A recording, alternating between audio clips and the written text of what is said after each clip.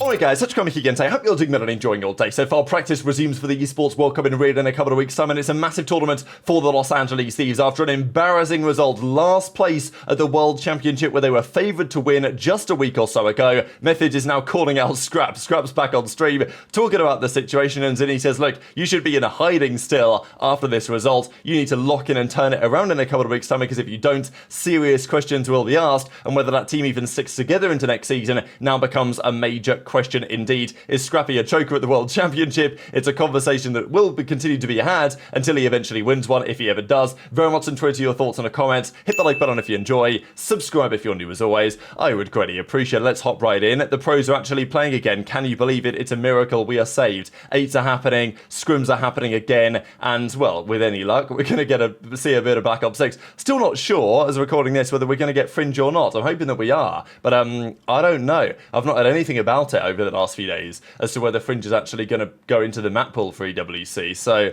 I guess time will tell on that one. Hopefully the decision makers make a good call on that. It would be nice to see some sort of change. Now, this is interesting. I think they are playing on the new patch for the World Cup. So this is a big drama going into the World Championship, was what patch are they going to play on? Are they going to play on the same patch that Thieves won the championship on back at like Major 3 and Major 4, and then not change it for champs? That's what they did because the Codcaster on the new patch update was so totally broken that it was unwatchable. And apparently they're trying it again. But according to what has been discussed last night, the scrims that have been happening, the Codcaster is just not possible because it's so broken. So I don't know what they're going to do, because the Esports World Cup is kind of its own tournament. Activision and the COD League say, well, yeah, we give you permission to run it. Off you go. Great stuff. And on some level, it's part of the calendar, but it's not beholden to the same rules. You can stream it on Twitch, right? It's not like it's not a COD League event. So I don't think they really have a say. I mean, they maybe could if they wanted to, but like the World Cup will decide how it's done. If they want to play on the brand new patch update, they will. But currently it's broken. So what are they going to do? I don't know. That's a very good question. If the EWC organisers want to put Fringe in, they will. The league doesn't have anything to say about it. So, I don't know. It's a bit of a mess. We've got a couple of weeks to figure it all out. I'm not sure it's going to happen. I guess we'll see. Other drama to discuss as well. I wanted to quickly comment on this from Attach, because what Attach says here, effectively, is commenting on the Mave and Nameless drama.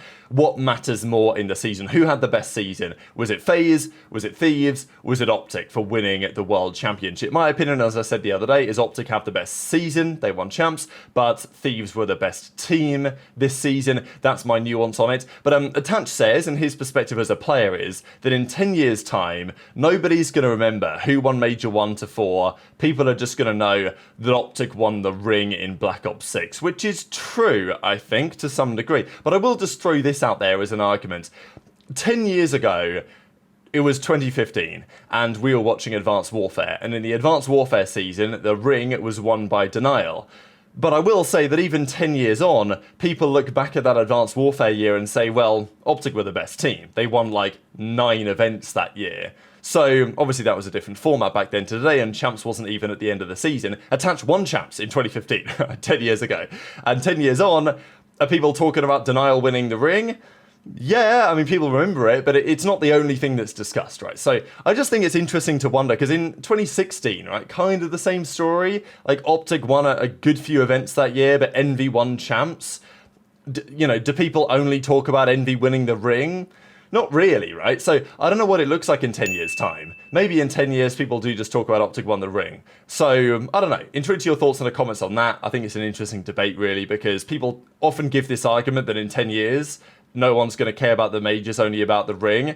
But I think about it and I'm like, maybe I'm just in too deep.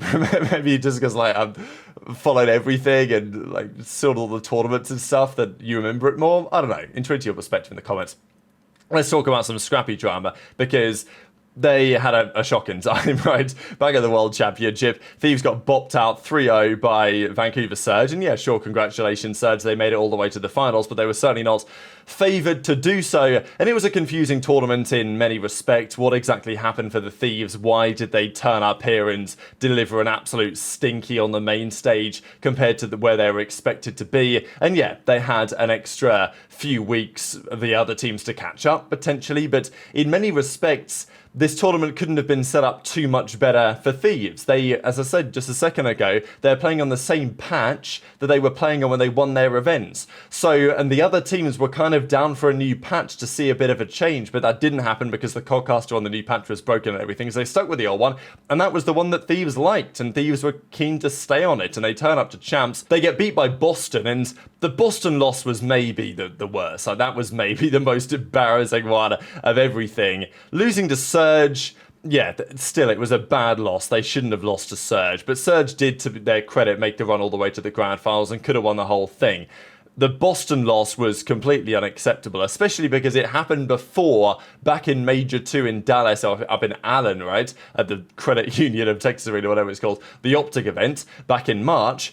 It should have been impossible for Thieves to come in and lose to that team again, because they were the better team. They should have been easily prepared enough. I just, I don't know what happened. I don't know if it was like ego or complacency. I mean, Shotzzy said it, didn't he, that he thinks they got complacent. This is a pretty funny clip I'll share for you guys in a second of the crowd talking trash on Scrappy as he walks off the main stage. But at the end of the day, the pressure is, and continues to be, on Scrap in this whole situation. This year was kind of meant to be the year that Scrap got a ring. We remember having the conversation with Dashy for years about, like, damn, this guy's so talented, look at the ability that he has, but he's underachieved compared to what he should have been capable of. 2 wins in 7 years, no ring, and all this discussion that was had. And eventually Dashy gets over the line, gets his ring, and now he's got 2, right? It's a very different conversation. But for Dashy, he was considered to be the most talented player to have never won a world championship. And for Scrappy, yeah, he's only been around a couple of years, but, like, what a player he is.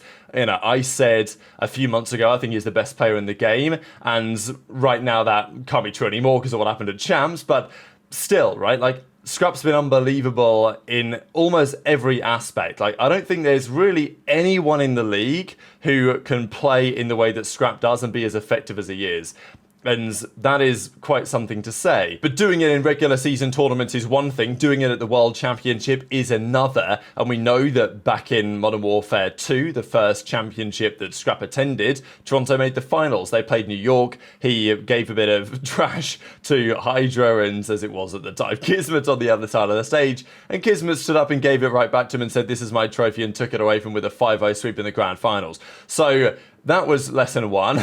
And then, of course, last year, Thieves, or Toronto, sorry, were just out way earlier than they wanted to be at Champs. And this year, Thieves were even worse than that. And that's the big conversation, because it's like, okay, Scrap, like, yeah, great, do great in the regular season, but when it comes to the World Championship, again, a very difficult time. The question is why, but also the question is when. So, okay, this year was meant to be the year. Next year, is it going to happen again? HyDra wants to get another ring on the board. He wants more rings than anyone. HyDra wants to get to 4 rings. Scrap's got to get his first one first, because at the end of the day, say what you want about the Scrap and Drazah drama, Drazah's got his ring, and yeah, Drazah's had a shocking time at the World Championship in general, apart from the one that he won, but he's still got a ring, Scrap hasn't. So, every year at the World Championship, as it did for Dashy, the pressure is only going to rise, and Scrap, okay, he's back. It's nice to see you back in business talking with some of the guys. But as aBeZy says, like, damn, Scrap, if I were you, I don't know that this is a little bit tongue-in-cheek. It's just a couple of friends having a bit of banter, but it is pretty funny. And Scrap was kind of speechless and wasn't really sure what to say. As aBeZy says, look, I'd still be in hiding if I were you after that. LA says we're lost again! Lost again! Lost again! You need Jacob! You need Jacob! Yo, then you gotta be awful at this game. Bro, Aaron, like, you can't, like, you should still be in hiding after that embarrassing tournament, bro. Like, why? What are you doing in the call? Fuck. He's in 15-year career, 3 finals. I met friends and family I'll have for the rest of my life. And I got to travel the world, seeing some of the best places with people I love and people I would take bullets Congrats, for. bro. You're awful at COD. So you care about the wrong thing, Aaron. Because when it comes down to it, when you go to the biggest tournament, it hasn't gone well. Then you barely made it to the biggest tournament. I was there a few times, man, and once again, I'm happy for the journey. I got last, but That's I'll right. always be there. I got a ring before you, GMZ1, motherfucker. Come on. Dude, Jesus Christ. Come on. He's got to stop Jesus saying that. fucking He's gotta Christ. stop Hey, I understand. Ça c'est bien, on est tous en positif les gars, cool. Hein. Prépare les KD pour la saison prochaine. Ah là là, on repart de 0 l'année prochaine. Je sais pas, mais je pense qu'il y a beaucoup plus de chances que qu'on reparte totalement de 0. Gustave aux joueurs. Pas, on a du temps les gars, hein. Il va y avoir beaucoup de discussions, beaucoup de préparation. Faut faire aussi en conséquence de ce que les autres font. Non, je pense vraiment pas qu'on reste avec le même roster l'année prochaine. Bon, je vais pas faire de faux semblants. Soyez pas toxiques envers les joueurs les gars, ils ont quand même bossé. Alors peut-être que ça joue un peu plus son KDA sur la fin, et trucs comme ça, parce que eux aussi veulent jouer l'année prochaine et ils savent que c'est peut-être pour certains compromis chez nous. Je dis pas que c'est la bonne chose à faire, mais peut-être qu'à leur place j'aurais peut-être fait la même chose, je sais pas trop, mais...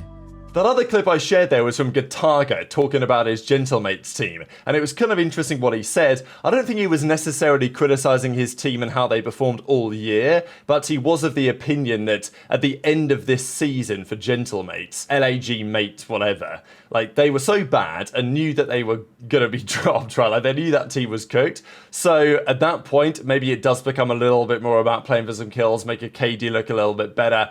And maybe that's just the way that things are, but Gotaga recognises, yeah, that's probably what was happening. We probably need to make some substantial changes to the roster as a result. They're only making a one-man move for the World Cup. They're bringing in Diamond Combo. There's no doubt at all that that Gentlemates roster will look remarkably different. And let's not forget, Scrap and HyDra could have been on it. If Thieves and Nadeshot didn't take that major pay cut to make this happen, Gentlemates were meant to be coming in this year and trying to sign those guys, putting up a serious bidding war. Thieves eventually got them. I think it was the right decision from all parties in the end. But still, Gentlemates will have to blow it up and they might live to fight another day and they might try and sign someone pretty big because, you know, we've talked about the Falcons paying big money for someone like aBeZy.